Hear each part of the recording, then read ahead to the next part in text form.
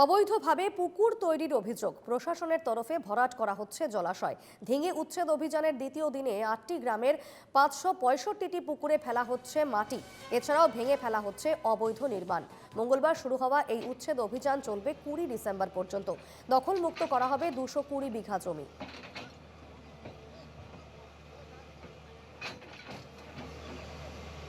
কি কম আৰু উচ্ছেদ চলি আছে, চলিয়ে থাকিব।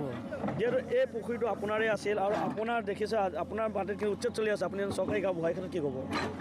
উচ্ছেদ ৰাইজে ধৰিছে এতিয়া দিবই লাগিব আৰু আপোনাৰ ম্যাদী পতা মাটি ম্যাদী পতা মাটিত আপোনাৰ উচ্ছেদ চলাইছে, আপুনি এটা গাঁও বহাই আপুনি এৰি দিছে। বছৰ বছৰি কিন্তু ইয়াৰ খেতিয়কসকলে দি ধান নাপায়, তেওঁলোকে কষ্টত আছিল, থলুৱা মাছ খাব নাপায়। তাৰ ফলত আপুনি কি ক'ব এজন গাঁও বহাই হিচাপে? গাঁওবুঢ়া হিচাপে আৰু এতিয়াতো যিটো হৈছে আৰু কি কৰা যাব। কিমান মাটি উচ্ছেদ চলিব? মাটি প্ৰায় ইয়াত ১০০ বিঘাৰ ওপৰত হ'ব। কিমান ম্যাদী পতা মাটিত উচ্ছেদ চলিব? ম্যাদী পট্টা ১০০ৰ ওপৰত হ'ব। ১০০ বিঘা মাটিৰ ওপৰত ম্যাদী পতা আছে। সকলোৱে হাঁহি মনে এৰি দিছে। সকলোৱে আহিছে।